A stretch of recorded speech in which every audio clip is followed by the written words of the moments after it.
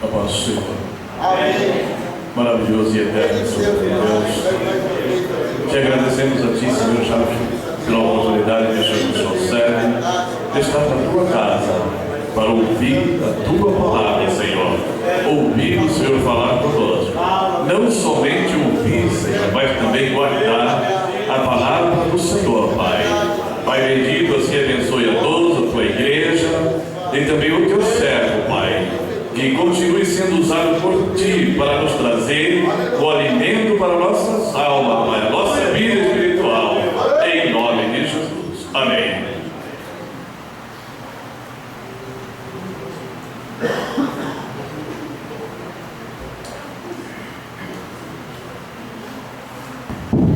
Meus irmãos, a paz do Senhor para todos. Amém. A paz do Senhor para todos, irmãos. Amém. Os irmãos podem se assentar, por favor. Eu agradeço os irmãos que assim se posicionaram, conforme de costume, aqui, que nós sempre fazemos. Meus queridos, nós estamos dando continuidade a um estudo que já vem sendo ministrado há 4 terças-feiras, com exceção de uma terça-feira, para o Messias, pininho que está fundado, viu aí, né? Tá, mas eu acho que é um pininho com outro conector. Naquela interface desse daqui, ó. Quando a gente tem um pininho fundado aqui, esse daqui do outro lado. Então, assim, de mim puxar ele. Muito obrigado, meus irmãos. Isso, por favor, meus irmãos, ficar mais à vontade. Nós estamos falando, meus queridos, nessas terças-feiras, acerca da oração. Falamos, e quando eu vou fazer a introdução aqui, o nosso Messias vai correndo ali, tem um pininho fundado ali no carro. Você vê, né? Pininho fora do lugar compromete tudo. Mesmo assim é o corpo de Cristo. Quando uma parte do corpo de Cristo está sofrendo, todo o corpo sofre. Se não estiver ligado no corpo, aí não sofre. Se não estiver ligado no corpo, aí não sofre nada. Mas quando estamos ligados no corpo e uma parte do corpo sofre, todo o corpo sofre junto. É isso que nos faz ser um. É isso que eu me alegro quando eu vejo essas coisas acontecendo. Sinceramente, meus queridos irmãos, às vezes nós vamos em algumas situações, num velório, por exemplo, e existem momentos no velório que eu me alegro, sabia disso? Que eu me alegro quando eu vejo alguém se compadecendo da família enlutada, quando eu vejo alguém sentindo a dor daquela família que está passando pela luta. Eu não me alegro por ver o sofrimento, mas eu me alegro por ver o sentimento que há naqueles irmãos que estão ali. Eu me alegro em ver o sentimento que há naqueles irmãos que estão se compadecendo e estão tendo compaixão daqueles que estão sofrendo e sofrem juntos e oram juntos e sorriem junto quando é para sorrir. Isso é muito bom, demonstra comunhão, demonstra unidade.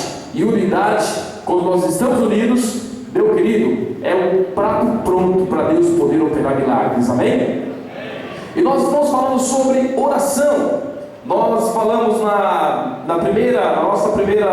nosso primeiro estudo, falamos acerca do que é oração. Trouxemos aqui uma definição para todos nós do que é oração. Na terça-feira seguinte, nosso Marcos, o evangelista Marcos, falou sobre o modelo da oração, tomando como base o Pai Nosso, e ali fez uma descrição de cada um dos pontos do Pai Nosso. É óbvio que de uma forma bem sucinta, mas ele nos trouxe ali algumas informações da oração modelo deixada por Jesus Cristo, alguns pontos importantes, inclusive um deles eu vou falar aqui hoje, sobre esse tema que nós queremos trazer hoje para a igreja, para nós.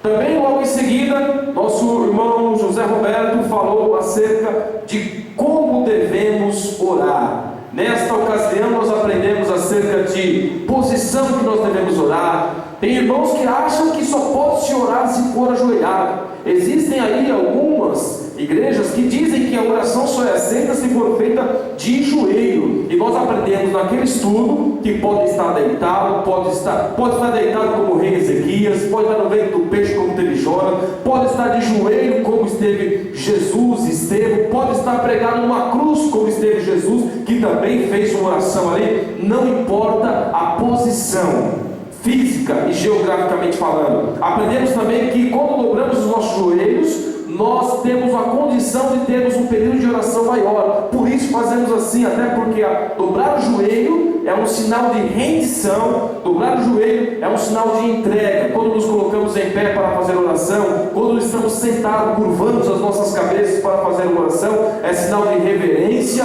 é sinal de honrar aquele com quem nós iremos falar, que é o nosso próprio Deus. Também aprendemos, meus queridos irmãos, que há uma condição para que nós possamos orar, que é ter fé. Nosso irmão José Roberto, naquela ocasião, trouxe inúmeras referências bíblicas. Eu até pedi para ele: José Roberto, segura um pouco, senão a gente não anota.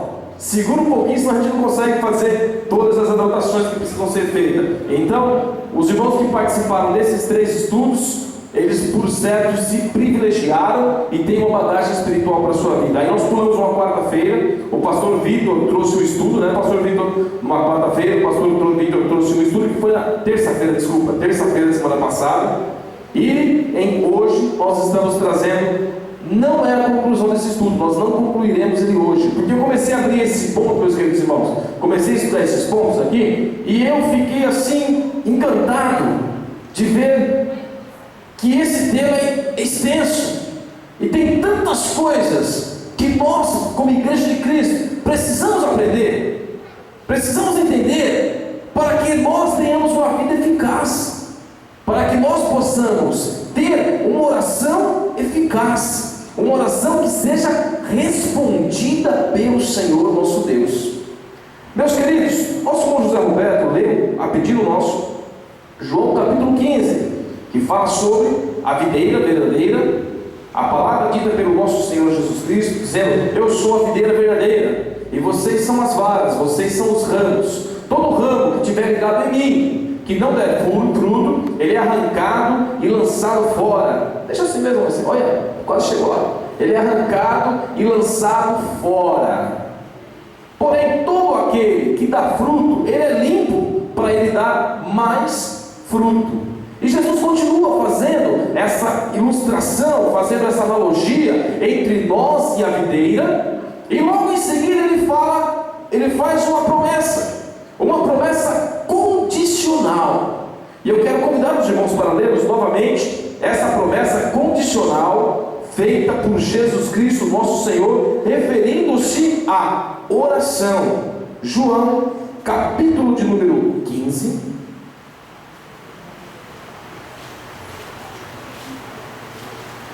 Aleluias.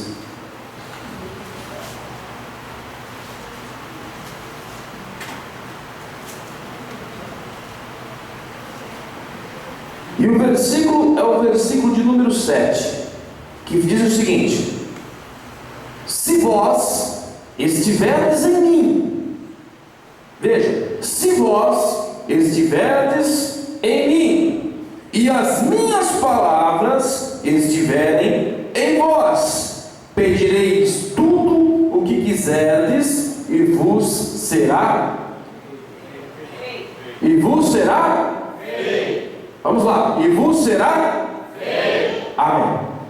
Meus queridos, nos últimos dias nós temos percebido uma estratégia. Os irmãos não estão conseguindo ler um pouquinho aqui? Está dando para conseguir ver alguma coisinha? Mais ou menos, né? Está um pouco por conta da cor, está faltando uma coloração ali mas nós vamos lá. Meus queridos, nos últimos dias Satanás ele tem arquitetado uma estratégia para tentar deter a igreja de Jesus Cristo, nosso Senhor. Certa-feira, houve um profeta que foi profetizar contra o povo de Israel, e a profecia dele, que era contra o povo de Israel, não pegava, não chegava no povo. Quando profetizava maldição, Deus transformava em bênção e não chegava no povo. Então Satanás, usando aquelas pessoas que estão ali, colocou na mente dele arquitetou uma ideia, uma estratégia para poder desarticular o povo de Deus, para que as maldições pudessem então chegar ao povo de Deus. A estratégia, e se há uma coisa, meus queridos irmãos, que o inimigo das nossas almas é estrategista. Ele sabe exatamente o que você gosta, ele sabe exatamente o que você precisa, ele sabe exatamente o seu ponto fraco, e ele vai criar circunstância para te derrubar. Ele não é nenhum bobo e nenhum insano. Muito pelo contrário, ele é muito astuto, muito sagaz e estrategista. Ele cria circunstância para que cria e criará circunstância para que muitos crentes caiam do Evangelho. Os irmãos podem observar que quando um irmão ele se afasta da igreja por algum motivo, aquilo que aconteceu para o tirar do caminho do Senhor não foi uma consequência única, mas foi uma relação de várias causas para chegar até o ponto final, que é a queda do irmão. Isso é estratégia de Satanás para derrubar aqueles que estão desatentos. Por isso que a Bíblia nos diz: quem está em pé, ore, vigie, fique de olho aberto para que não caia. Sejamos mansos como a pomba, mas prudentes como uma serpente. Orai, vigiai e orai. São recomendações bíblicas que nos estimulam a estarmos atentos, porque Satanás ele cria estratégia, cria circunstância e é estrategista para nos tirar da presença do Senhor. E nesse ponto da oração, há uma estratégia criada por Satanás para fazer com que nós não desenvolvamos o ministério da oração. Aprendemos aqui que a oração é o canal de comunicação entre nós e Deus. Comunicação direta, sem intermediários. Quando nós nos falamos com os nossos irmãos, quando nós temos contato com os nossos irmãos, isso nos faz estar próximos. E quando estamos próximos, nós somos mais fortes. Não é assim? Se porventura eu ficasse aqui 4 meses sem vir à igreja, 4 meses sem conversar com os irmãos, 4 meses sem ministrar na igreja, 4 meses sem estar aqui junto com os irmãos, o nosso relacionamento ele estaria com grandes problemas, não é assim? Primeiro que os irmãos iam falar: mas que pastor é esse que não vem da igreja? Não é? Ele não é mais nem pastor aqui. Não é assim que ia acontecer? É ou não é, meu irmão? Pode falar que é, meu irmão. Eu faria isso. Se fosse meu pastor de ficar 4 meses sem vir da igreja, eu ia reclamar também. E eu não sou bobo nem nada. Então, quando há essa falta de diálogo, essa falta de comunicação, o relacionamento se enfraquece. O elo entre nós e Deus, a oração, se ela não é exercida, ela enfraquece. E por qualquer coisa, ela se rompe. E rompendo-se, quebramos o nosso contato com Deus. Satanás, então, ele cria a circunstância para que nós, como igreja de Cristo, deixemos de orar. Antigamente a estratégia de Satanás é: vamos derrubar os crentes, vamos matar os crentes, vamos acabar com eles, corta a cabeça, principalmente na época se é que pode se chamar de santa, né? Mas da Inquisição, noite de São Bartolomeu, por exemplo, quando foram mortos muitos cristãos, os cristãos que foram derramados, que morreram ali em Roma, na arena, lançados aos leões, outros missionários, a estratégia de Satanás era cortar a cabeça. Mas parece que o sangue do crente é semente, aonde ele cai, nasce mais ainda. Glória a Deus por isso, meu querido. Se Satanás tenta matá-lo, se Satanás no passado tentou fisicamente nos agredir, ele caiu, foi no cavalo, porque a igreja está aqui hoje firme e forte, porque o Senhor é dono dela. E ainda tem outra: a morte para o cristão é simplesmente uma vitória. O morrer para mim é ganho. Paulo dizia isso: se eu morrer, eu estou no lucro. Se eu morrer, eu estou no lucro. A gente fica pesaroso com quem fica, né? Mas quem vai está no lucro. Se morreu com Cristo, é claro. Mas, meus queridos, Satanás então ele articulou, e dentro do ministério da intercessão, da oração das nossas vidas, ele entra com algumas estratégias para fazer com que nós não oremos mais. Você quer ver um negócio, meu querido irmão? Se eu estiver aqui conversando com um comerciante, por exemplo, que estaria atrás, todos os dias eu passo sento ao lado do meu comerciante, converso com ele 15 minutos, e o meu comerciante não olha para mim. Não é o caso do meu comerciante, estamos na bênção. Converso com ele 15 minutos e ele não olha para mim. Aí no dia seguinte eu sento do lado dele, converso mais 15 minutos e o meu comerciante nem olha para mim, nem fala comigo. No dia seguinte eu não vou ficar mais 15, vou ficar 10. No outro dia eu não vou ficar mais 10, vou ficar 8, 7, 6, 5. Aí outro dia eu não vou. Por quê? Eu vou ter a sensação eu converso com ele, mas ele não conversa comigo, ele está me ignorando, eu não quero conversar com ele. A pior coisa que tem, meus queridos irmãos, é que nós conversarmos com alguém e alguém não responder para a gente.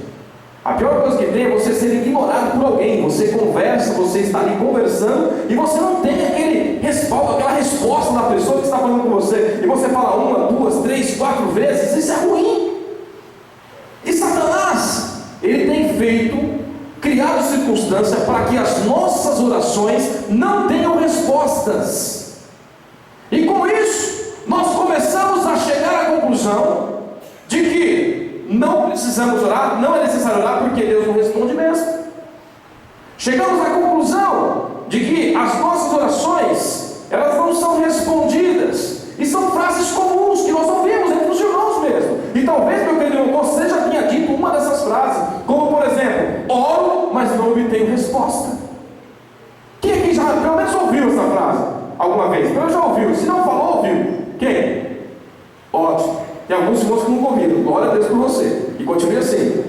Outras frases que nós ouvimos tenho orado há tanto tempo, de forma tão fervorosa, mas não tenho tido nenhum resultado. Estou orando e nada muda.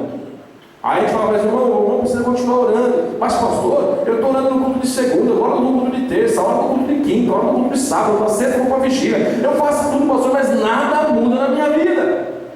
E essa pessoa, quando entra por esse caminho, logo mais ela deixa de ir na vigília, logo mais ela deixa de ir no culto aqui, de oração, no culto ali de oração, já não ora mais na segunda, já não ora mais em casa, daqui a pouco esfriou-se e parou de orar para sempre, porque ela está achando que a oração dela não é respondida. Outra frase que nós ouvimos: eu só quero ver uma pequena evidência de que Deus está mudando as coisas. Elas continuam do mesmo jeito, nada acontece. Quantas vezes nós estamos em situações como essa? Nós oramos, nós não vemos nada acontecer, e nós paramos e falamos o seguinte: pô Paulinho, eu só quero ter uma evidência, eu só preciso que o Senhor me mostre uma evidência. Às vezes nós saímos de casa, vamos ao culto e falamos: Senhor, só uma palavra para eu ter convicção que o Senhor está ouvindo a minha oração. Às vezes nós passamos por circunstâncias como essa. Outro ponto que nós sempre falamos: quanto tempo eu devo esperar? Estou orando tanto tempo, Mozetinho, tanto tempo, e há quanto tempo eu devo esperar ainda? Essas pessoas, meus queridos irmãos, com o passar do tempo, elas deixam de exercer esse ministério da oração, exercer essa parte importantíssima das nossas vidas, porque acreditam e pensam que as orações não são respondidas. E outros que ainda continuam insistindo na oração, mas de uma forma equivocada, que faz com que a sua oração não seja respondida. E nessa noite, meus queridos irmãos, queremos iniciar falando sobre 6 pontos pelos quais nossas orações não são atendidas. 6 pontos que nós fazemos. Eu também estou nesse pacote, porque sou ser humano como todo mundo aqui. Estou aprendendo com Cristo a cada dia. Estamos aprendendo aqui uns com os outros a cada dia. E eu preciso melhorar muito.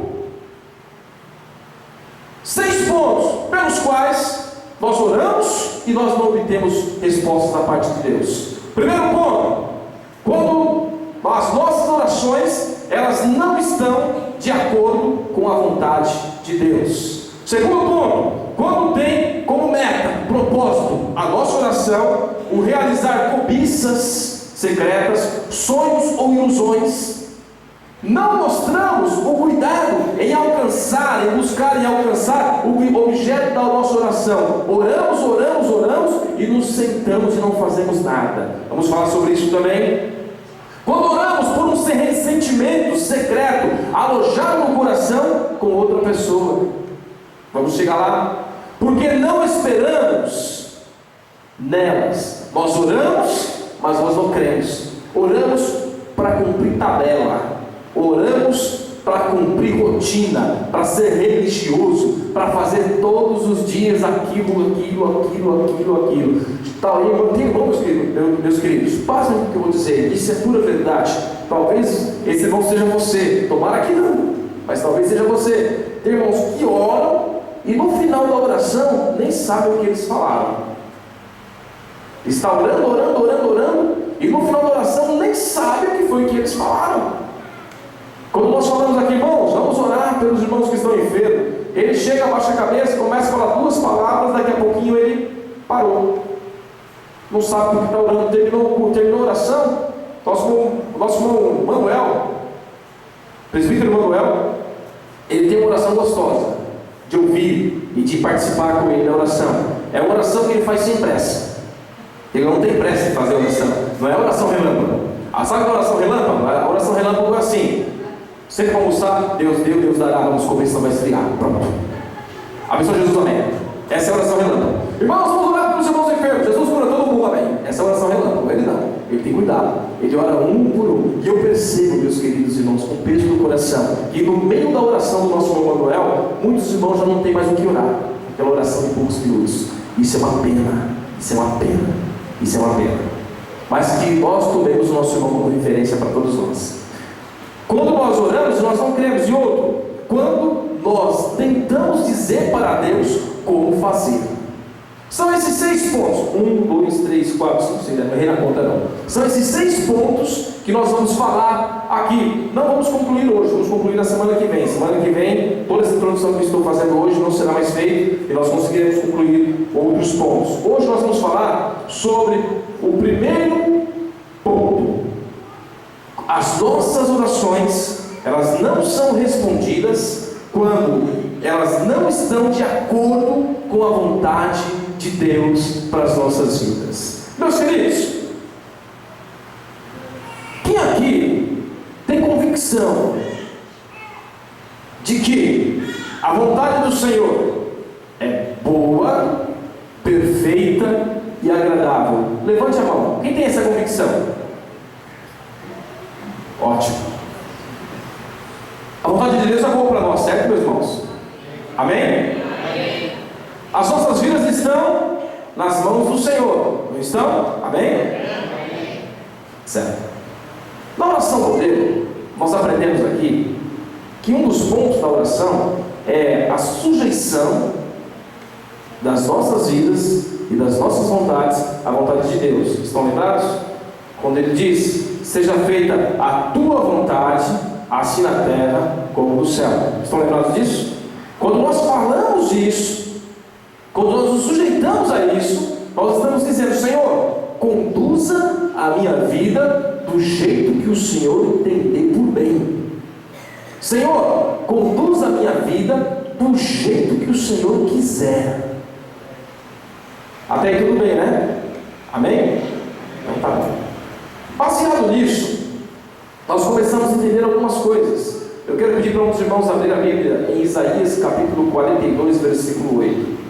Meus queridos, nós não temos, baseado nisso, nessa convicção que nós temos, que somos guiados pela vontade de Deus, nós não temos a liberdade de chegar diante do Senhor e orarmos a esmo, orarmos ao léu, orarmos sem objetivo, orarmos sem entender o que estamos falando.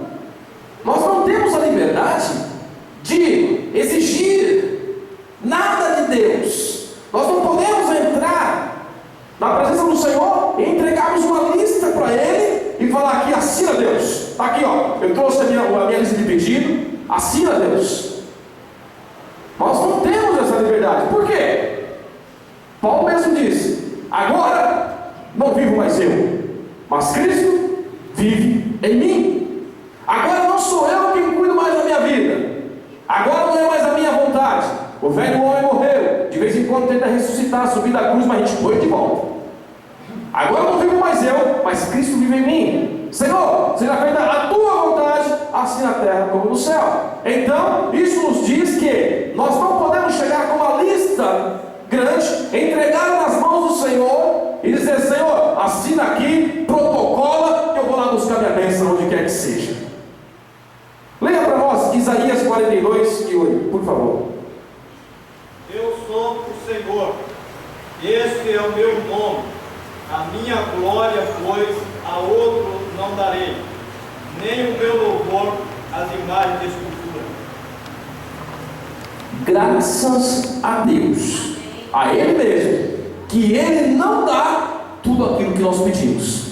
Porque se Ele fizesse, ele violaria algumas leis que há na sua própria palavra. Ele diz: a minha glória eu não dou para ninguém, é minha e ponto final.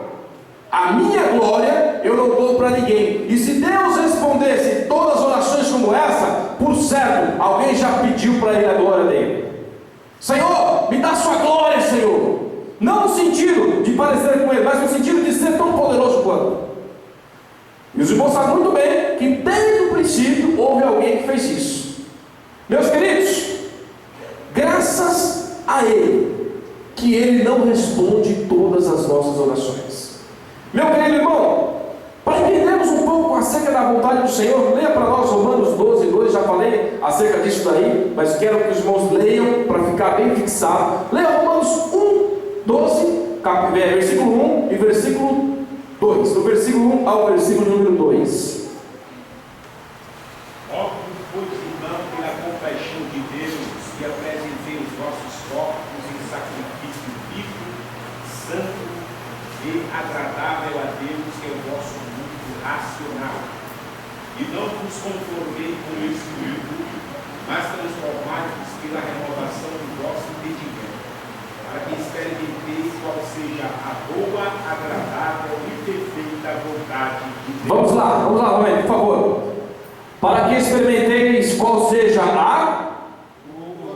Vamos todo mundo junto, um coro só. Para qual seja a...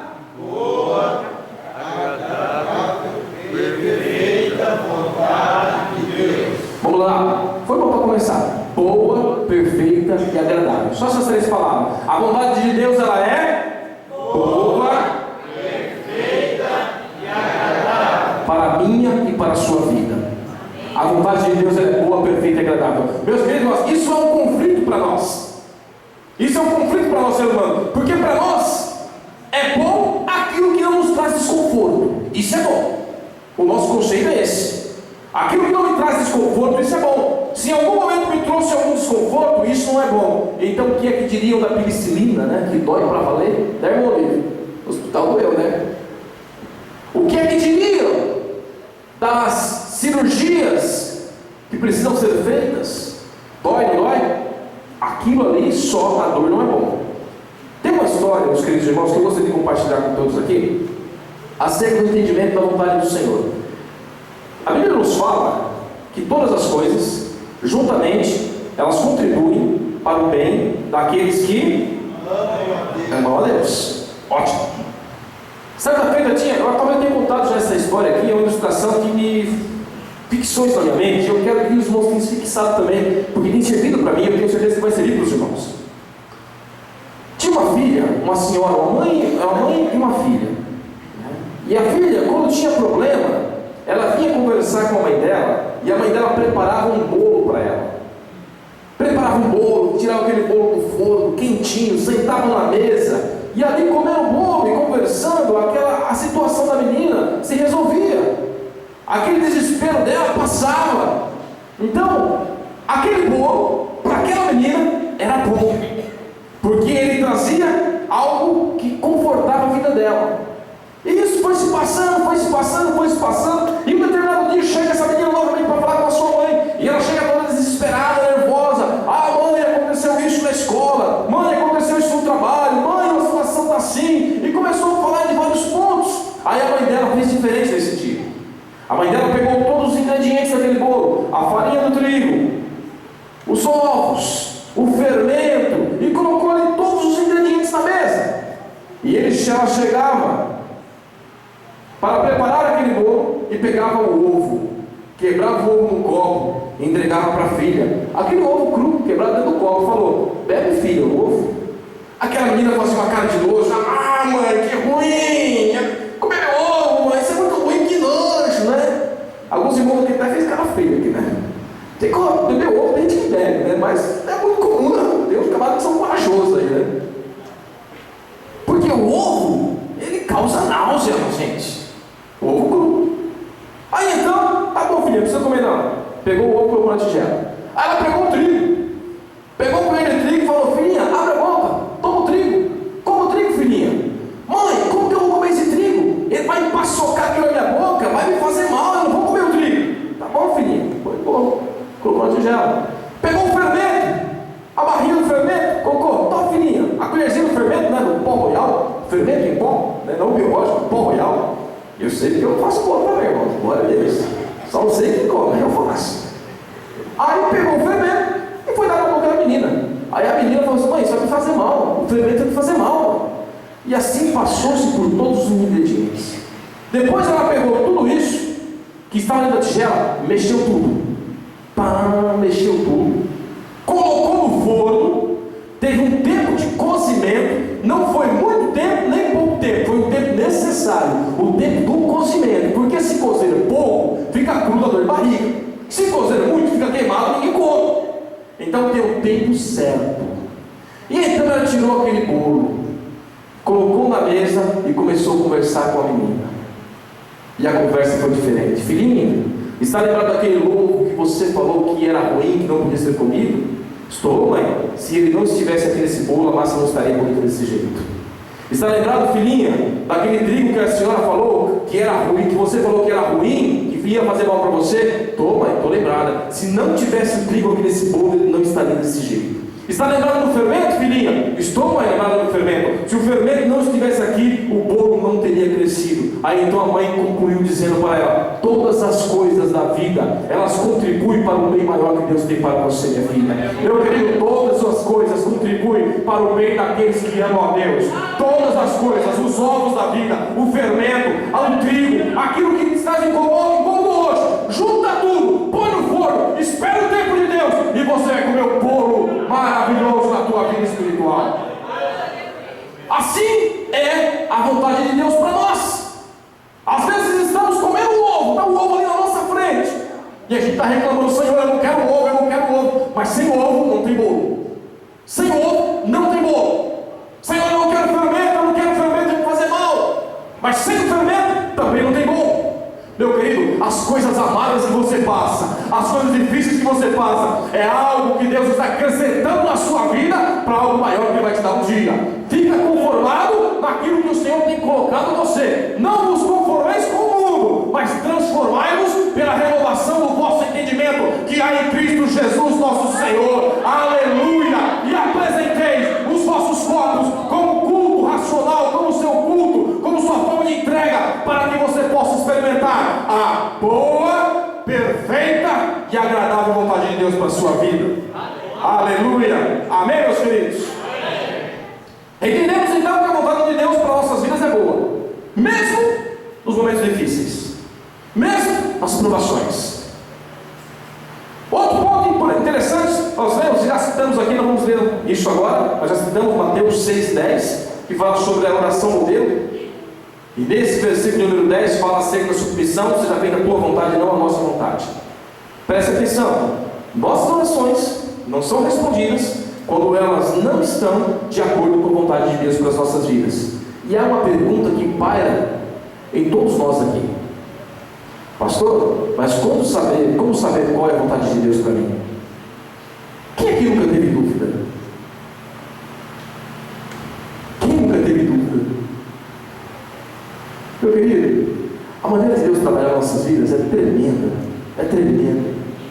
Até nas lutas Deus nos molda. Então, meu querido, a vontade de Deus é assim: aceita ela e ponto final. Aceita ela e ponto final.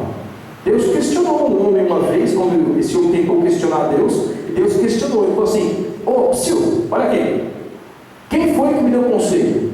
Você estava lá? Quem foi que me orientou de como fazer as coisas? Meu querido, Deus sabe tudo. Tudo está nas mãos do Senhor. Ele está no controle de tudo. A Bíblia nos diz, e lemos aqui esses dias, que Deus faz o seu caminho no meio da tormenta. Em Isaías, não me falha a memória? Naum diz: o Senhor faz os seus caminhos no meio da tormenta. Fique em paz, a vontade dele é boa, perfeita e agradável. O terceiro ponto aqui, nós temos a garantia que se nós pedimos alguma coisa segundo a vontade dele, nós receberemos. João 5:14, já falamos aqui, mas leiam novamente, por favor. Se pedimos alguma coisa segundo a vontade dele, nós a receberemos. Isso é uma garantia. Isso é uma garantia. E nesse versículo eu quero parar aqui uns 2 minutinhos. É o contrário, 14:5. Obrigado, irmão José Roberto. João 14:5. Anotei a referência. Até pedi para o José Roberto. Irmão José Roberto, tem algumas referências que eu notei ali, eu acabei me revisando. Fica de olho aí, porque o tiver fora me avisa que eu vou corrigir. Leia para nós, João 14:5, por favor. Enquanto os irmãos acham de fazer essa correção aqui já. João 14:5. Disse-lhe Tomé: Senhor, nós não sabemos para onde vai, e como podemos saber o caminho? Então, veja, espera aí, vamos achar esse versículo certinho, essa referência, que essa é importante. Não que as outras não sejam. Vou deixar aberto para ajustar. João 14:14. Veja aí, irmão José Roberto. Abra a sua Bíblia, meu irmão. Se pedir alguma coisa pelo nome de Deus, farei. Pronto. João 14:14. Isso. Leia para nós, por favor. Se pedir alguma coisa em meu nome, eu o farei. Aí não é esse, irmão José Roberto. Qual que é? Leia para mim, por favor, irmão João. Se vós estiverdes em mim, e as minhas palavras estiverem em vós, pedirei tudo o que quiseres e vos será feito. Ainda não é esse. Vou deixar em branco, vou ficar devendo, semana que vem eu trago para os irmãos. Não tem problema. Deixa. Pode verificar? 17. Qual que é? Leia, irmão Alexandre, última tentativa. Já leu? Não, esse foi o irmão João leu. Vamos lá, vamos para frente. Vamos para frente. Então, meus queridos, o que a Bíblia nos garante é que, se nós orarmos e pedirmos alguma coisa segundo a vontade dele, esse que o nosso irmão João leu, que é João 15:7, também nos dá base para isso. Por isso que eu estou pulando isso para frente, não tem problema. Se nós pedirmos alguma coisa segundo a vontade dele para as nossas vidas, nos será feito. 1 João, capítulo 5, versículo 14. 1 João 5, esqueci do 1 João. Obrigado, irmão Jarbas. E essa é a confiança que temos nele. Se pedirmos alguma coisa segundo a sua vontade, que ele nos ouve. Esse é o irmão Jarbas. Glória a Deus, irmão Jarbas, pela sua vida, viu, irmão? Glória a Deus. Quem temos irmãos assim abençoados aqui, ó, bênção. Glória a Deus. 5,14, né, irmão Jarbas? Bora consertar aqui, porque senão depois eu esqueço. 5,14. E essa é a confiança que nós temos nele. Se pedirmos alguma coisa segundo a sua vontade, ele nos fará. Essa é a garantia. E João, que nós lemos aqui, se nós estivermos nele e ele estiver em nós, ou seja, se nós estivermos alinhados, aí entra a questão, meu querido. A resposta das nossas orações, ela é condicionada. As respostas de Deus para nós, ela tem condições para serem dadas nas nossas orações. Por isso que tem orações que não são respondidas. Se, são duas condições, Jesus fala: se vocês estiverem em mim. Se nós estamos em Cristo, nós somos agora novas. Se nós estamos em Cristo, nós somos novas. Pronto. A nova criatura diz que se você matava, não mata mais. Se você roubava, não rouba mais. Se você mentia, não mente mais. Se você traficava, não trafica mais. Se você ofendia, não ofende mais. Se você é idólatra, não é mais idólatra. Agora em Cristo nós temos uma nova criatura. Se estamos em Cristo, Cristo está dizendo: se agora de fato vocês são uma nova criatura, a primeira condição é ser uma nova criatura. E a segunda condição é: a minha palavra está em vocês. A minha palavra, a minha verdade, os meus ensinamentos, os meus preceitos está em vocês. Tudo o que vocês pedirem vos será feito. Olha o desafio, meu querido. Olha a coragem que Jesus teve de dizer isso. Mas sabe por que ele teve essa coragem? Porque é que se nós estivermos em Deus, em Cristo, e Ele estiver em nós, a nossa vontade vai coincidir com a vontade dEle.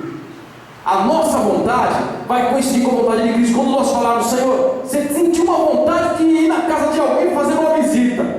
Essa vontade já está no coração de Deus faz tempo. Por quê? Você está alinhado com Ele, você está nele e Ele está em você, meu querido. Está dizendo isso: se vós estiveres em mim e as minhas palavras estiverem em vós, sendo assim, a minha vontade vai ser a vontade, a sua vontade, e a sua vontade vai ser a minha vontade. Nós vamos estar alinhados. O que você pedir, eu já projetei faz tempo. O que você estiver buscando, eu já preparei para você faz tempo. Então, meu querido irmão, se estivermos em Cristo, Ele estiver em nós, com coragem e ousadias, vamos pedir que nos será feito em nome do Senhor Jesus. Porque Ele opera em nós segundo a vontade dEle.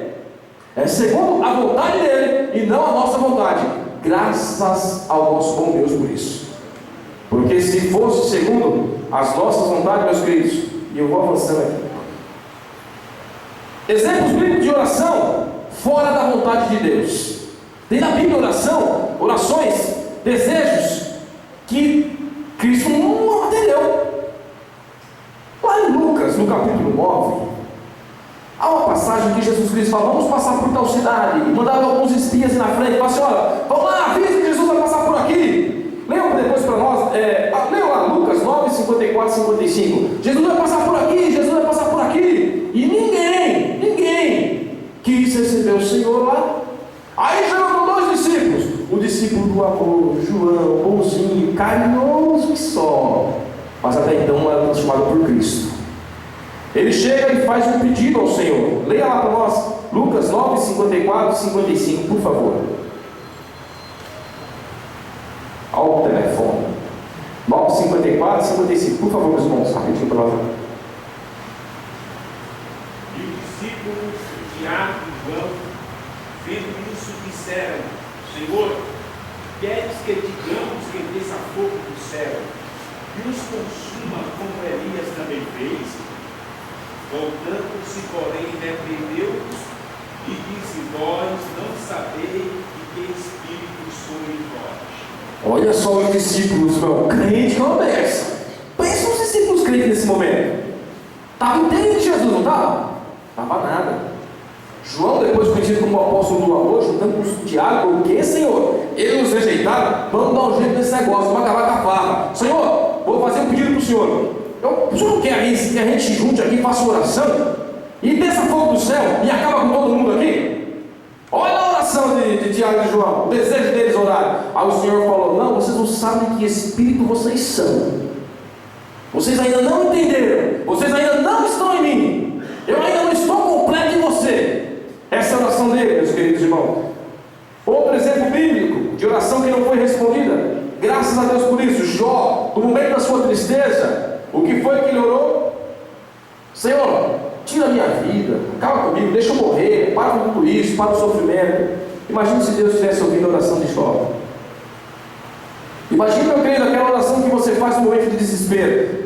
Existem pessoas que já oraram para Deus não matá-lo. Eu, na minha ignorância, certa feita, estava com o meu irmão mais velho, isso há mais ou menos 20 anos atrás, estava terrivelmente endemoniado. Endemoninhado, né? Que era uma ninhada que tinha. Endemoninhado. E eu vi o sofrimento da minha família. Eu cheguei na ignorância e falei: Senhor, tira dele e põe em mim, para que minha família não sofra tanto. Na minha ignorância, graças a Deus, que Deus não ouviu isso. Eu tinha acho que 14 para 15 anos de idade. No meu desespero, na minha ignorância, eu orei desse jeito. Imagine se Deus tivesse ouvido a minha oração. Atendido, porque eu vi, ele ouve, né? Imagine se Deus tivesse atendido a minha oração. Uma oração na ignorância, uma oração sem entendimento. Oração fora da vontade de Deus não é atendida. Não é atendida. Eclesiastes 5, 2 ao 5. Eu quero que os irmãos leiam esse texto e eu vou logo em seguida dar alguns exemplos de orações do nosso dia a dia, para finalizar. Eclesiastes 5, 2 e 5. Um conselho bíblico para nós todos aqui.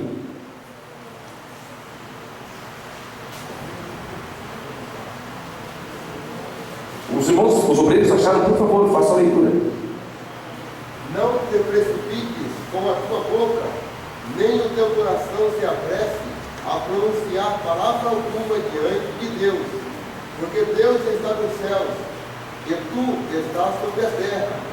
Pelo que sejam poucas as tuas palavras, Porque da muita ocupação vem os sonhos, e a voz do tolo, da multidão das palavras. Quando a Deus fizeres algum voto, não tardes em cumpri-lo, porque não se agrada de tolo. O que votares, paga-lo.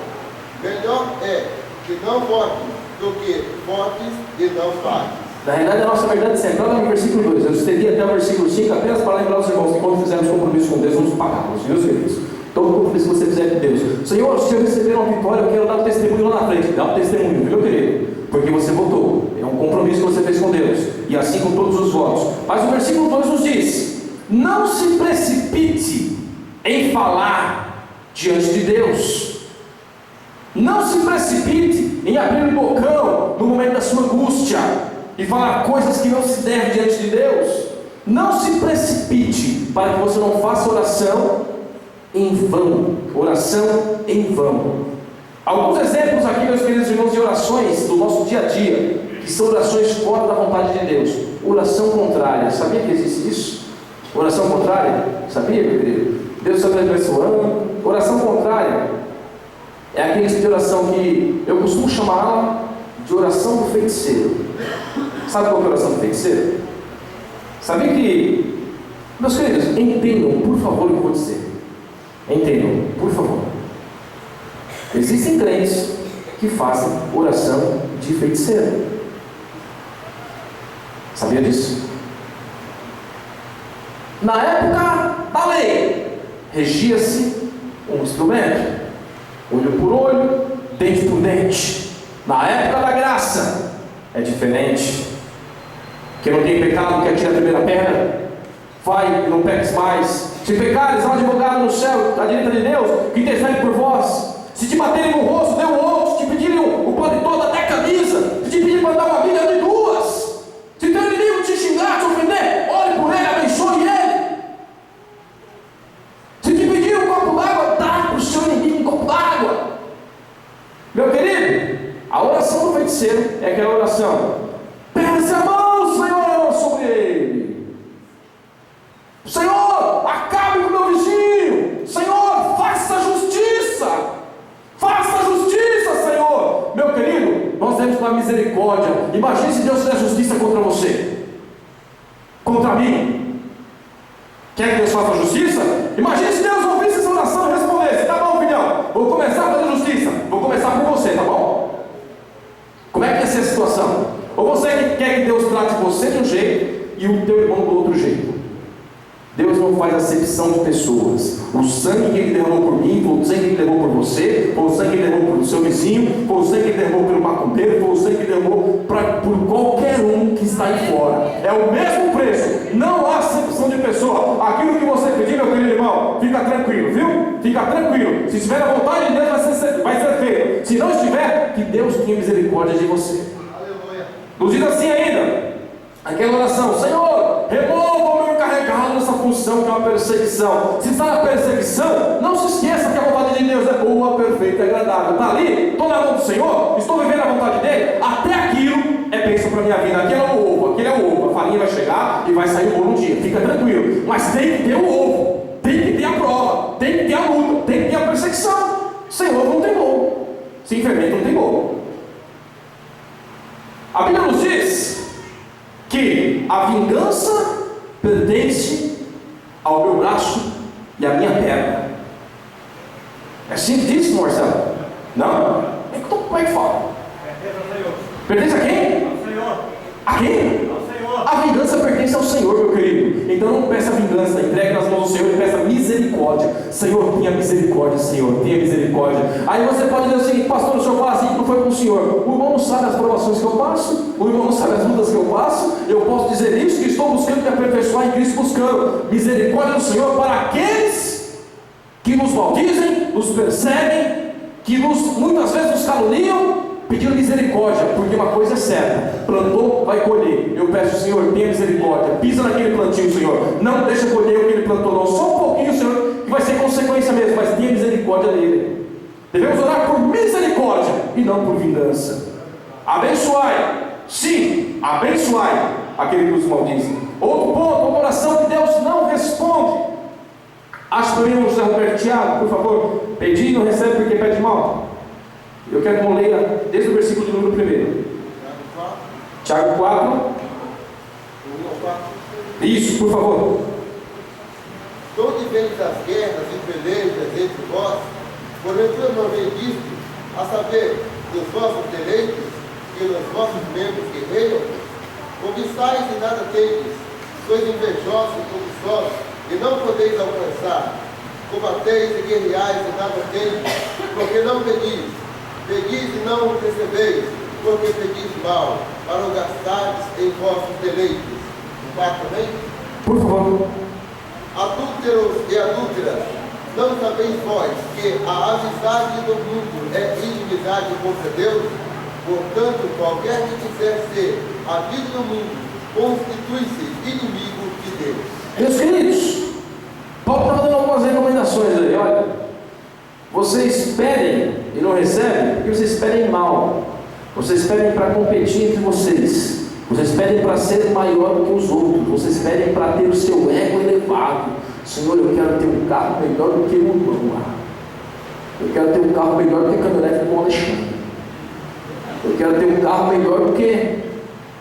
Cadê o Márcio que está aí? Né? Fala do Fusca dele. O Márcio queria fazer negócio comigo. Ele falou, pastor, vamos fazer negócio do carro? Vamos, Márcio. Só que eu não sei se eu consegui voltar para o irmão. Ele falou assim, pastor, então não tem negócio não. Se o irmão vai voltar para mim, não volta. Então, as pessoas querem ter, pedem para satisfazer o seu ego. Não é para servir a sua necessidade e abençoar a obra, abençoar o irmão. É para se mostrar melhor do que o outro.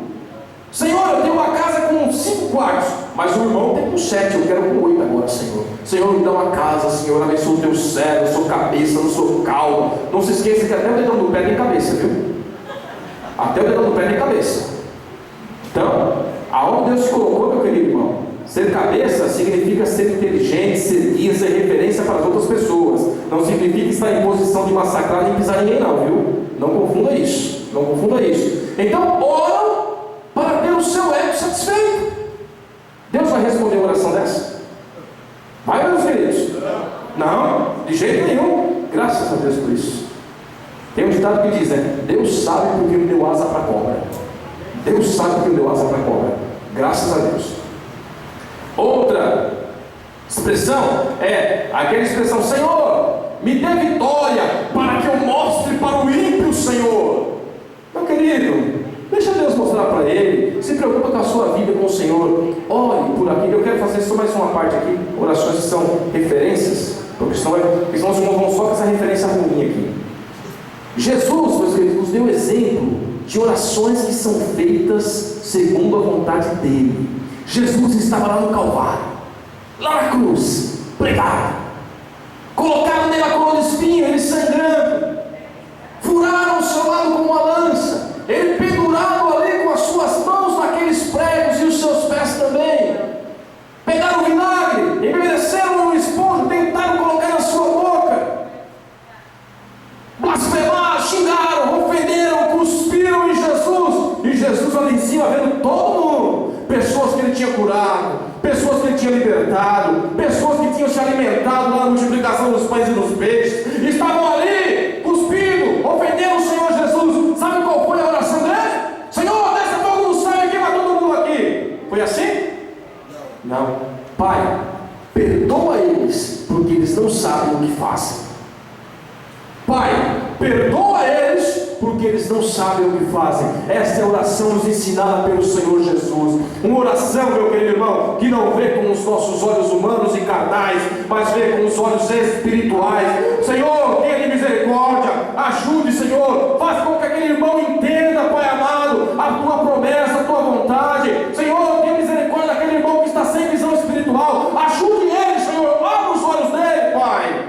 Essa é a oração que Jesus nos ensina. A oração da igreja em favor de Pedro, que estava preso. Pedro estava preso. E a igreja orava, Senhor, solta Pedro. E Pedro é solto e vai até a casa. E ali acontece um milagre e o reino do Senhor é expandido através da vida daquele santo homem de Deus. São orações que visam o benefício, não próprio, mas de todos. Eu sempre oro, meus queridos irmãos, alguns irmãos devem ter ouvido isso. Eu digo, Senhor, peço algumas coisas e falo, Senhor, para a edificação da sua igreja, para a glorificação do teu nome e expansão do reino de Deus na terra. Todas as nossas atitudes, todas, em casa, no trabalho, na igreja, na rua, com os vizinhos, todas elas, tem que cumprir pelo menos, no mínimo um desses 3 pontos. E aí você vai entender se a sua oração está sendo bem colocada. Se a sua oração visa glorificar a Deus, se a sua oração, o desejo da sua oração visa a edificação da igreja e visa a expansão do reino de Deus nessa terra, fica tranquilo que a sua oração está alinhada com a vontade de Deus. Se você pega alguma coisa que não se encaixa nisso, reveja a sua oração, meu querido irmão. Reveja a sua oração. E eu vou pular essa hora da mulher cananeia. A mulher cananeia não pediu para ela, Senhor, é minha filha. Né? A oração regida pelo amor altruísta, né? O amor que você se põe no lugar daquela pessoa. Você se anula e faz por aquela pessoa. O exemplo de orações no nosso dia a dia, dentro da vontade de Deus. Sabe aquela oração, Senhor, salve os meus familiares. Está dentro da vontade de Deus. Senhor, me ensina a ser mais fiel. Está dentro da vontade de Deus. Senhor, liberte, cure meus amigos, meus irmãos, meus parentes. Está dentro da vontade de Deus. Oração com visão no reino. Senhor, me capacite para fazer a tua obra. Está dentro da vontade de Deus. Senhor, segundo a tua vontade, prospere a minha vida e dos meus irmãos, para que nós possamos canalizar isso para o seu reino. Está dentro da vontade de Deus. Eu gosto de ver um jovem, tem jovem que às vezes ora assim, Senhor, me ajude a entrar na faculdade, no curso tal, porque eu quero usar tudo que eu souber, tudo que eu aprender lá de bom, para o seu reino, Senhor. E aí eles se formam, Deus abençoa, eles se formam, vira um advogado, vira um médico, um administrador, um engenheiro, qualquer coisa que seja, ou até mesmo não uma faculdade somente, um curso técnico, ou qualquer outro curso, e aí ele sai, se forma, vem para a igreja, exerce a profissão dele para abençoar o reino de Deus. Isso é maravilhoso, meu querido irmão. Ele fez um voto e depois ele cumpriu. Está lembrado, né? Fez um voto e depois cumpriu. Mas tem alguns que faz e depois sai e não se lembra quase nada, né? Mas o Senhor tem misericórdia dele assim também. Meus queridos, tem outro ponto que nós vamos deixar para a semana que vem. Em nome do Senhor Jesus, vamos entender a vontade de Deus para as nossas vidas. A nossa oração, ela será respondida quando ela estiver de acordo com a vontade de Deus para nós. Amém, meus queridos? Amém. Pastor, como entender a vontade de Deus? Eu só posso entender a vontade da minha esposa se eu converso com ela. Eu só posso entender a vontade dos meus amigos se eu converso com eles. Se eu fico sabendo deles, sabe como eu fico sabendo deles? Eu vou perguntando para eles, eles vão falando deles para mim. Sabe como é que Deus fala com a gente? Aqui, ó, na Bíblia, na oração. Por isso que eu digo, sem oração e sem palavra, não há avivamento. Sem oração e sem palavra, não há avivamento. O avivamento começa numa vida de relacionamento com o Senhor. E só nos relacionamos com Ele quando oramos e quando buscamos conhecê-lo. Conheçamos e prossigamos conhecer o nosso Senhor, porque conhecendo a Ele, conheceremos a vontade dEle para nossas vidas. Em nome do Senhor Jesus, eu me convido para estar em pé nessa hora. Nós vamos já fazer aqui a leitura